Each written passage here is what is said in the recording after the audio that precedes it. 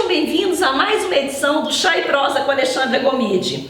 Hoje aqui no estúdio com a gente o Paulo Lopes, que é engenheiro civil da NOC, o mercado de obras e casas, para estar conversando um pouquinho com a gente sobre esse mercado mesmo, de reforma, né, remodelagem e construções aqui em Portugal.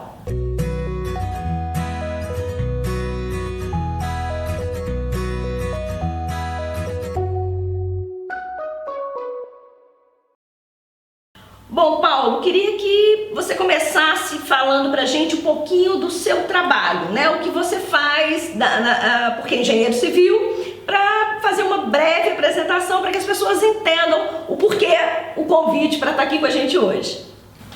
Antes de mais, quero agradecer o convite que me foi dirigido. Eu sou engenheiro civil há quase 20 anos, tirei o meu curso na Universidade do Minho, no Polo de Engenharias, que é em Guimarães. O meu percurso foi sempre ligado às obras.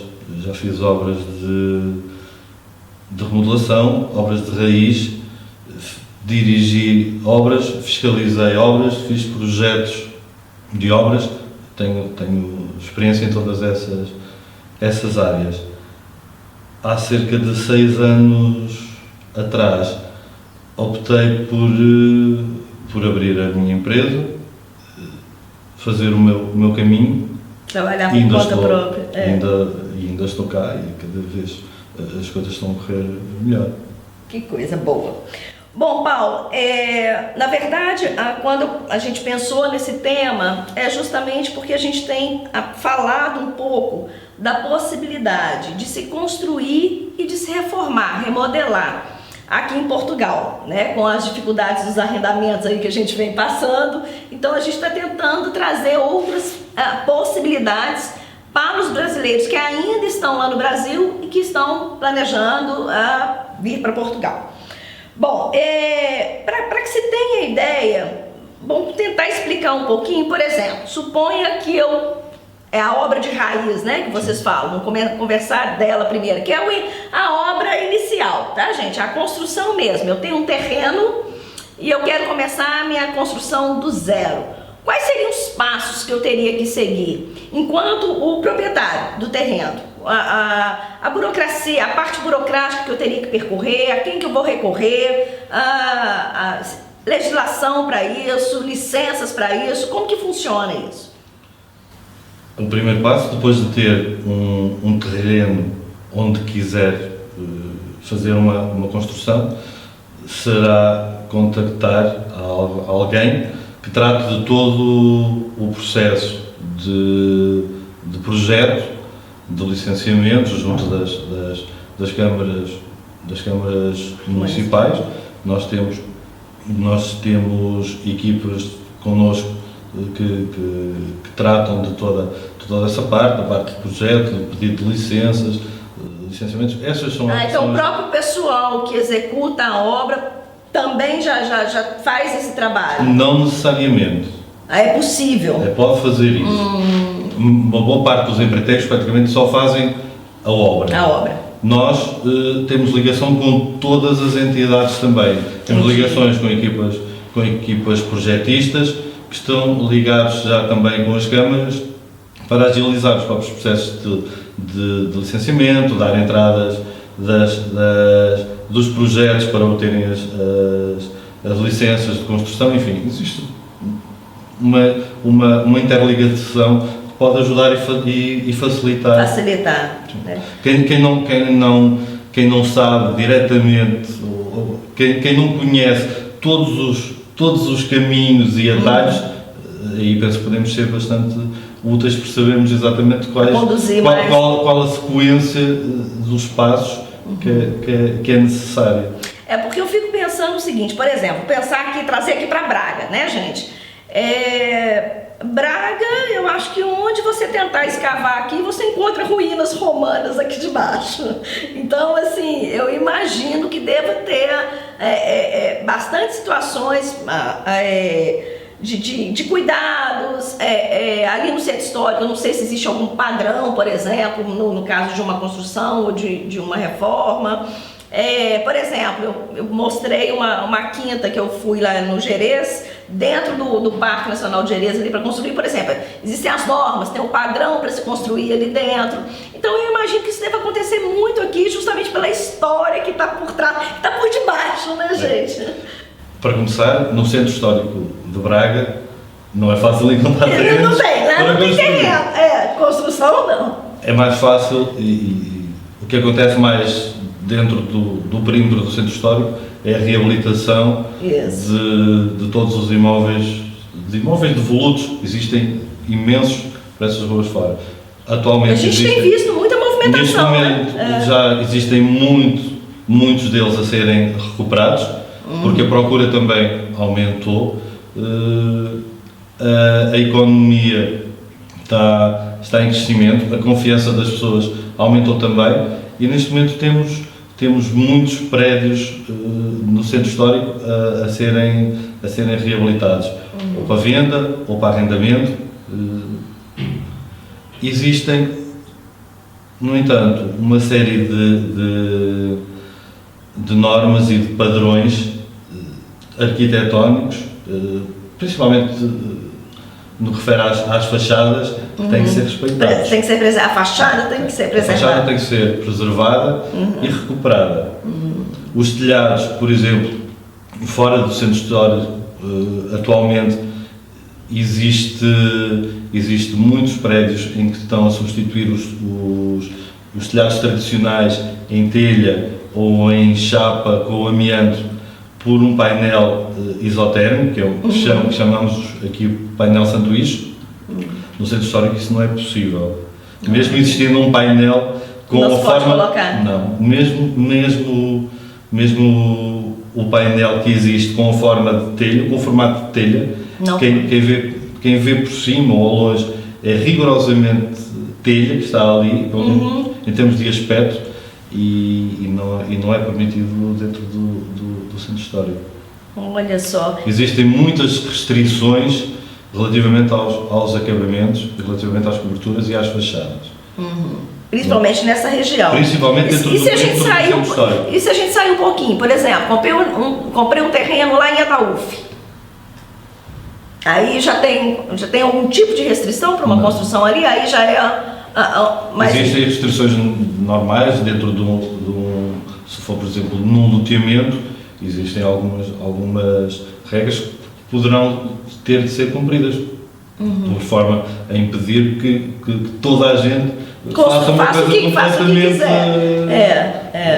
fora daquilo que as outras pessoas estão a fazer, porque aí ficar uma confusão muito grande. E no mercado da remodelagem, para remodelar, também tem as questões de licenciamento, das licenças, né, de documentação, também deve ter uma parte burocrática a ser seguida. Depende do nível de remodelação que se pretende fazer. Atualmente, a legislação para uma remodelação de um imóvel, seja ele um apartamento ou uma moradia, diz que não é necessário qualquer pedido de licença de construção se não se intervir na alteração da estrutura da casa. No Brasil é bem assim também. Se não for interferir nos pilares, nas lajes ou nas vigas, não é necessário apresentar qualquer projeto de alterações, não é necessário solicitar qualquer licença. Porque considera-se remodelação de interiores. Sim. E aí a pessoa tem liberdade para alterar a compartimentação, deitar paredes abaixo, criar novas paredes, enfim, alterar casas de banho. Dentro da casa há essa liberdade. Mexendo com estrutura ou alterando fachadas, abrindo novas janelas, abrindo novas portas, aí tem que ir junto à Câmara, tem que fazer um projeto de alterações e pedir licença para poder fazer essas alterações que pretende. Ok. E, por exemplo, para a construção, eu imagino que, lógico, que a presença de um engenheiro civil seja fundamental para poder assinar a obra, alguma coisa assim. E para remodelagem? Seria só no caso dessa... estou interferindo na estrutura? Precisa também de ter um engenheiro civil? Legalmente, não. Uhum. No entanto, tendo em conta que o engenheiro civil é alguém com alguma qualificação, sim. Com facilidade, se calhar, de expor as várias situações, encontrar soluções, é alguém que conhece, que está por dentro das várias especialidades que podem estar dentro de numa remodelação. Faz todo o sentido, porque quem quiser fazer uma remodelação pode falar com um picheleiro, como se chama aqui. É o pichileiro, gente. Depois pode completar, que depois nós vamos voltar nesse pichileiro. Pichileiro é só no norte. Só no norte. Do centro e sul é o canalizador. Canalizador. Pichileiro, gente, é o encanador pra gente, tá? Quem quiser fazer uma remodelação tem mais vantagem de falar com alguém que consiga estabelecer uma ligação entre o picheleiro, o eletricista, faça toda o essa carpinteiro, comunicação, o trolha, alguém que faz os trabalhos em pladur, do que se for ele próprio que não tem conhecimentos em nenhuma destas especialidades, falar diretamente com cada um, porque depois não vai existir uma interligação entre eles. Sim. Não há ninguém que consiga estabelecer uma interligação e uma conexão entre eles. E o trabalho acaba por ser prejudicado por isso. Sim. Além da relação de custo aí, né? Que às vezes o barato pode sair caro. Muitas vezes. Né? Que aí tem que fazer de novo. E a questão das responsabilidades da obra também. Porque se houver alguém que assuma a responsabilidade sobre todos os trabalhos que estão a ser feitos, não tem como escapar. Eu fico pensando o seguinte, quando a gente, assim que eu cheguei, que a gente foi abrir a escola, a gente realmente alugou, arrendou um espaço e precisou remodelar ele todo. Uma coisa que era certa pra gente era contratar uma pessoa para entregar pronto, no final. Chave na mão. Na chave na mão, justamente por isso. A gente não conhecia as leis, as regras, não conhecia os profissionais, né? Porque lá no Brasil eu tinha o meu pedreiro, de confiança, eu tinha meu pichileiro de confiança, eu tinha meu pintor de confiança. Então, algumas vezes, a gente mesmo fazia a montagem da nossa equipe. Claro. Quando você chega, você não tem, né, essa referência. Mas muitas vezes depois, quando tem um problema, o picheleiro diz que a culpa... Eu começo a empurrar um para o outro, igualzinho, viu? Acontece muito assim. Acontece, lá também. Se o responsável for só pela coordenação dessas várias equipas... Vai responder por qualquer Esse um é que tem que resolver. Nós pegamos um para Cristo. Ele era a nossa referência. Essa é a principal. Porque facilita muito esse processo, né? Bom, você tem uma noção, teria como falar assim por alto o custo da construção de 1 metro quadrado aqui? Mesmo que a gente tenha de classificar assim, uma construção mais popular, uma construção mais padrão, uma construção mais luxuosa, a gente consegue, por alto, você consegue me passar algum? Depende, pode andar sempre entre os 300, 500, 1000 euros por metro quadrado. Depende de quê? Muitas vezes depende do tipo de acabamentos que se pretende aplicar. Porque tem acabamentos que vão demandar um cuidado maior. E não só, e os próprios materiais. Por exemplo, é possível encontrar um cerâmico para aplicar numa casa de banho ou numa cozinha na ordem dos 8, 10 euros por metro quadrado, e também é possível encontrar cerâmicos para casas de banho ou cozinhas a 200, 300 euros por metro quadrado. As louças sanitárias, torneiras, é mais ou menos a mesma a mesma coisa. Existem materiais a 20, 30 euros, existem outros a 200, 300. E tudo isso é que faz com que... Interfere também no custo dessa construção. Essencialmente é isso. Ok. Essencialmente é a escolha dos materiais que vai condicionar o preço final de um trabalho. E nas obras, por exemplo, as obras que você tem feito atualmente, que tipo de material o pessoal tem usado mais? O que está sendo mais usado aqui? A nível de chão, casas de banho, cozinhas, continuam-se a aplicar muito cerâmica. Cerâmica. Muito, é o mais tradicional. São zonas com muita umidade, são zonas com água, são zonas constantemente úmidas, condensação, vapores dos banhos, e as pessoas confiam muito ainda na cerâmica. Pode molhar, pode deitar água, não acontece nada, não estraga nada.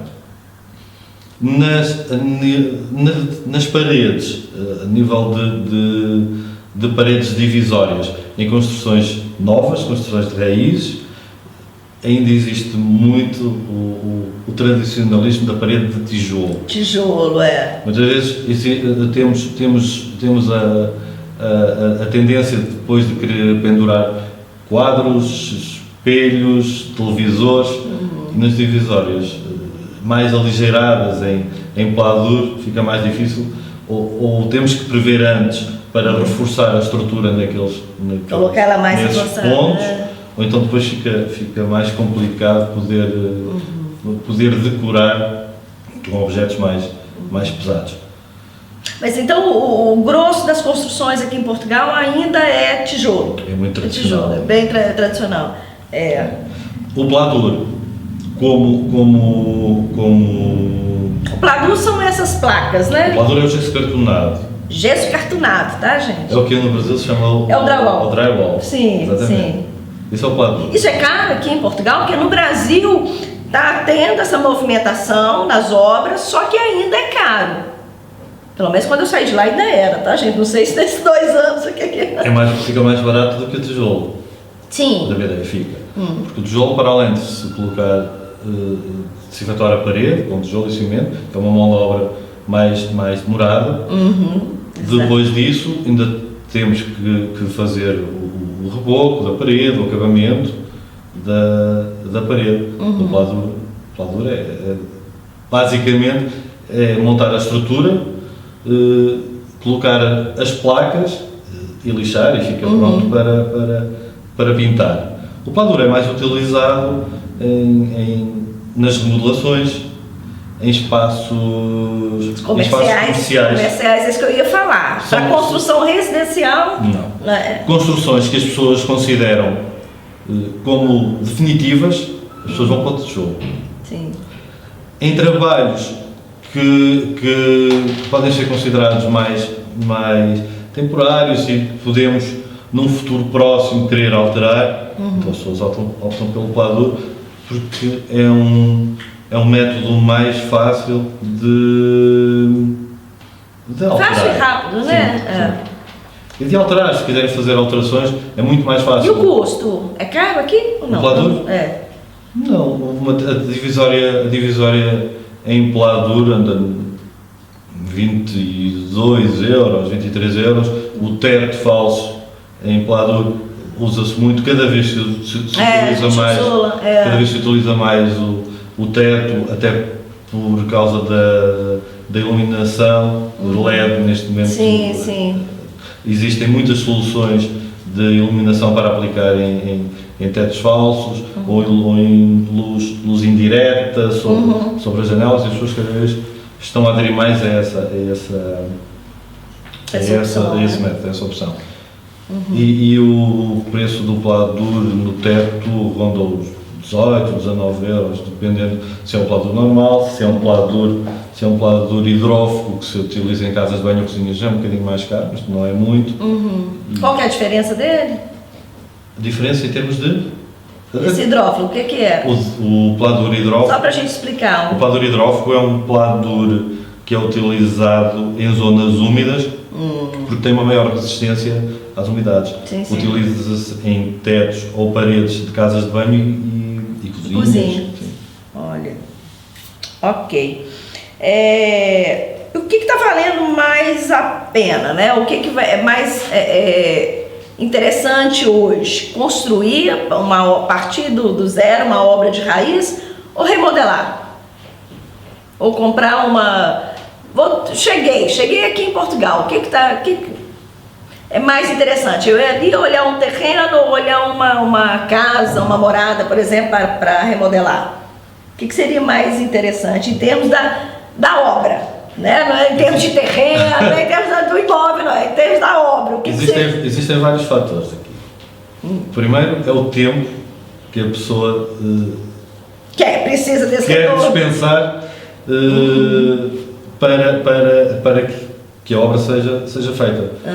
Porque comprando uma casa já feita, mesmo que lhe faça uma remodelação ao seu gosto, não carece de licenciamentos, a casa já existe, toda a estrutura já existe, enfim, fica muito mais barato do que fazer toda a construção nova de raiz.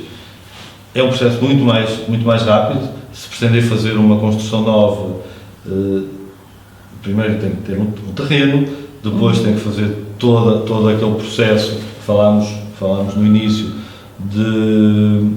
Da liberação das câmaras. de fazer o projeto de arquitetura, em primeiro lugar, depois os projetos das várias especialidades, ir à Câmara, pedir licenças de construção e fazer a construção da casa, que é sempre mais demorado do que fazer uma remodelação de uma casa já existente. Tem a vantagem que faz a casa de acordo com aquilo que realmente pretende. Sim. E não uma adaptação de uma coisa já existente, não é? Ok. Me fala uma coisa, Paulo, como é que você tem visto o mercado da construção civil em geral aqui em Portugal? O mercado da construção civil tem vindo a crescer desde há... Já está perceptível isso, tá? Bastante. Eu posso dizer que quando eu abri a minha empresa, em 2012, estávamos mergulhados numa crise muito profunda.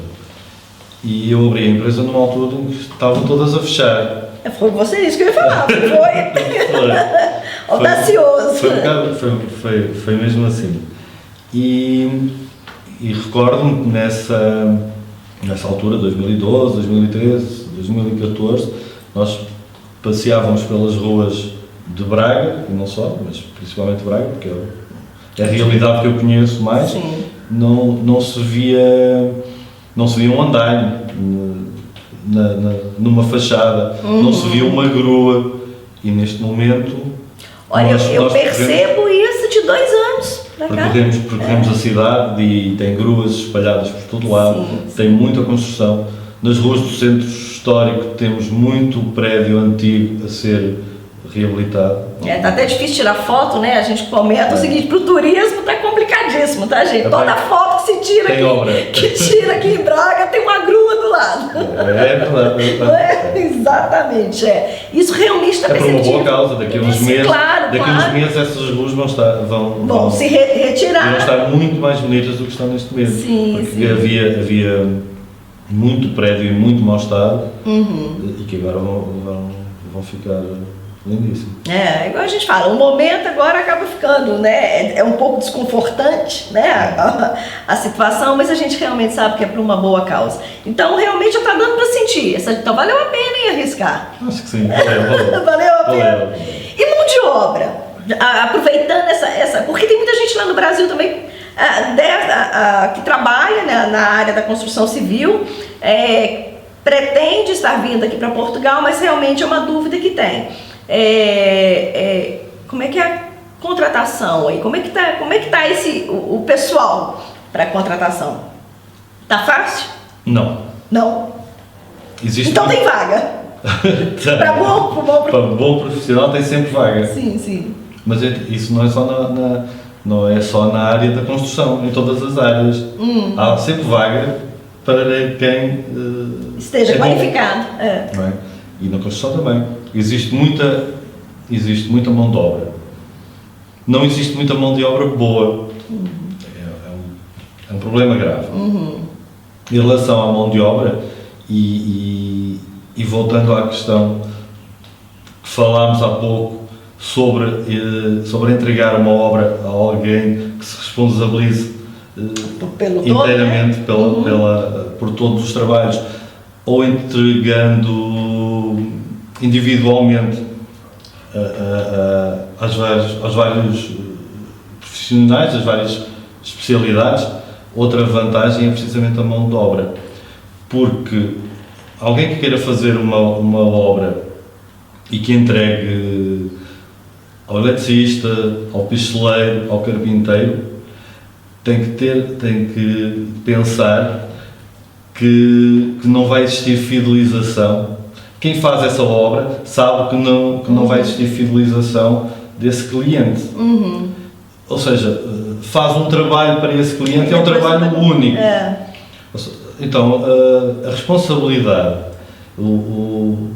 e o respeito é diferente do que ele demonstra perante alguém que lhe consegue facultar trabalho durante todo o ano. Sim, claro. Que é o nosso caso. Nós temos equipas de picheleiros, eletricistas, pintores, que trabalham connosco o ano inteiro, que têm trabalho todo o ano connosco.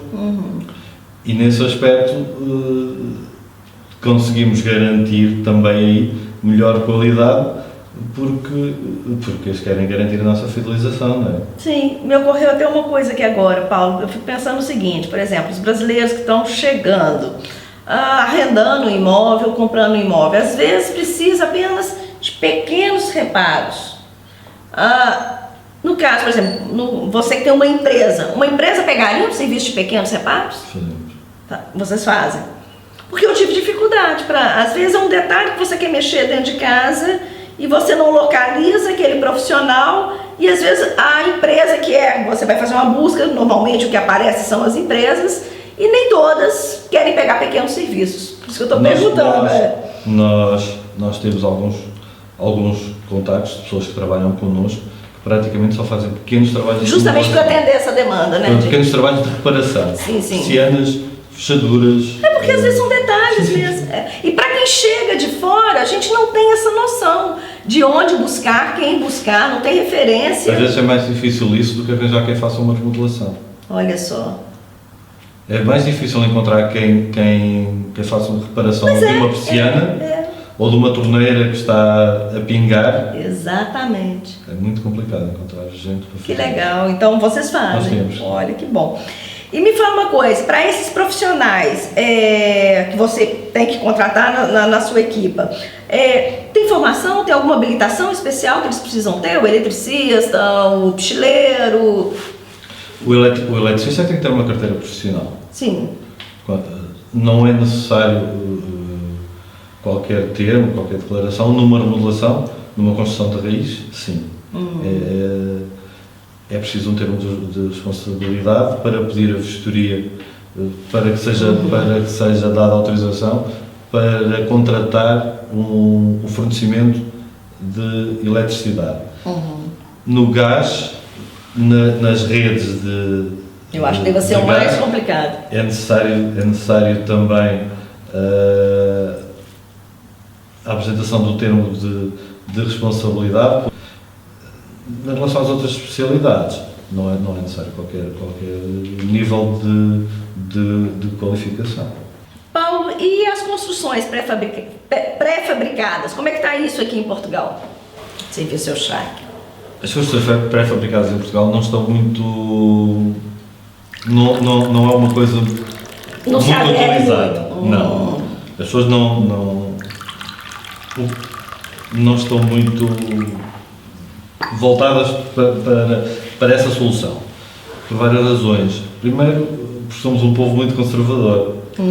Estamos habituados à construção tradicional de betão, de tijolo, É igual a gente e é comeu, muito difícil inverter essa situação. Mas existe. Tem. Não conheço muitas empresas aqui. Existe uma dificuldade muito grande a nível de soluções, de variedade, e mesmo variedade de opções. É tudo muito idêntico. Tudo aquilo que se encontra é muito semelhante. Não há uma grande variedade de escolha. E depois não existe também muita gente habilitada para a sua construção. Porque muitas das empresas que existem atualmente, que vendem as casas pré-fabricadas, só as vendem, não as constroem. Na verdade, entrega o caixote. Exatamente. É como ir ali àqueles senhores suecos e comprar um roupeiro. Chega à casa e tem que montar. Tem que colocar. As casas pré-fabricadas há um bocadinho assim também. Não existem muitos profissionais a montar, a executar a sua montagem. Também porque as pessoas não conhecem, não conhecem muito, não há um histórico ainda que permita dar uma grande confiança às pessoas para optarem por essa solução. Sim. Começa por aí. Já tem uma desconfiança inicial, né? Exatamente. As pessoas aqui primeiro vêm. Principalmente aqui em Braga. E depois seguem. Não existe muito o assumir. Tem que do ver para risco. crer. É verdade, é um bocado assim. E por isso é muito complicado. Não existem mesmo muitas soluções. Mas aí eu conseguiria em madeira, em concreto? Teria as duas possibilidades? Sim, tem. Mais em madeira. Mais em madeira? Sim, existe muito em madeira. Depois tem outra questão. As casas pré-fabricadas que existem, as empresas que existem, para além de só venderem o caixote, não executam a montagem. Eles não executam a montagem? Não, eles não executam a montagem. Pelo menos aqueles que eu conheço não executam. Sim. E depois tem outra questão, que é a questão das especialidades. Porque eles só vendem mesmo o caixote. Quem compra, quem quer executar uma casa pré-fabricada, para além de comprar o caixote, depois tem que encontrar quem faça a sua montagem e tem na mesma que contratar as várias especialidades. Ou seja, eu compro o meu caixote e procuro o Paulo. Por exemplo. Seria exatamente isso. Para chegar ao caixote, depois precisa do eletricista. Então, no final das contas, a relação custo-benefício não... A diferença, essencialmente, vai no tempo de montagem, no tempo de execução. Sim. Ganha tempo, ganha bastante tempo. Em termos de custos, será sensivelmente mais barato também. A nível de isolamentos, poderá não ser tão eficaz, a nível térmico, a nível... E tem manutenções nessas obras? Na Casa da Madeira tem uma manutenção muito mais frequente do que nas casas do que na construção tradicional, sim. Sim, ok. Aqui em Portugal, existe algum incentivo do governo para a construção civil, atualmente? Que eu saiba, neste momento, não. Existe a possibilidade de, nas remodelações, não nas construções civis, nas remodelações, nas requalificações, nas reabilitações de moradias ou de apartamentos em regime de habitação própria, existe a possibilidade de se tributar o IVA sobre a mão de obra a 6% e o IVA sobre os materiais a 23%. Isso permite alguma redução na fatura final. Se considerarmos que uma obra tem cerca de 60% de peso de material e 40% de peso de mão de obra, Faz uma temos que diferença, 40% dessa obra, em 40% dessa obra, o IVA não é 23%, mas sim 6%, que é uma diferença muito, bem muito significativa. significativa. Bem significativa. Ô Paulo, olha só. Então, só para a gente encerrar a nossa prosa aqui, eu imagino que seja de grande utilidade, né, gente, para quem está aí no Brasil, ou pensando em vir trabalhar na área da construção civil, ou pensando em construir, ou pensando em remodelar. Em termos gerais, teria alguma mensagem que você gostaria de deixar para os brasileiros que estão se organizando para vir para trabalhar na sua área? Porque, e é bom, gente, eu gosto de gente otimista. A partir do momento que você colocou, eu empreendi justamente quando estava todo mundo fechando. Então, isso é positivo, isso é bom. Então, é uma mensagem assim que é bom a gente divulgar, é bom a gente disseminar. Você gostaria de deixar alguma mensagem em termos gerais? Eu penso que quem quiser vir do Brasil para cá será muito bem recebido, como todas as pessoas que já cá estão, penso que estarão a ser bem recebidas. Nós somos por tradição um povo muito acolhedor e tentamos sempre tratar bem quem nos visita, seja por pouco tempo ou seja de uma forma mais permanente. A nível de trabalho, as nossas portas também estão sempre abertas. Pretendemos sempre pessoas em quem possamos depositar confiança. Sim, claro. Enfim, acho que serão sempre bem-vindos. Ok. Paulo, muito obrigada. Tá, gente? Vou estar encerrando a nossa entrevista de hoje, agradecendo essa prosa. Muito bem. Foi tranquilo? Sem sofrimento? Não. Ok, gente. Então, olha, deixa o like aí e nos encontramos no próximo Chá e Prosa. Tchau, tchau. Tem que deixar ligado um pouquinho, né? Pra ver se rola uma coisa no final. Olha, já experimentou pão de queijo? Não. Normalmente, pão de queijo é gostoso com café, não com chá. Mas, na verdade, mineiro gosta de pão de queijo com qualquer coisa. Mas, para o português, normalmente, vocês não experimentam, pra você ver. Ele é gostoso quentinho com café. Aqui a gente... Gostou mesmo? Normalmente, os portugueses não gostam muito, não. Eu adoro queijo. É? Não posso ter queijo em casa que eu como todo. E também tem problema com queijo. Isso aqui, ó, lá em Minas a gente come isso de manhã, de tarde, à noite. Isso aqui tem o dia inteiro dentro de casa. Muito bom. Muito bom.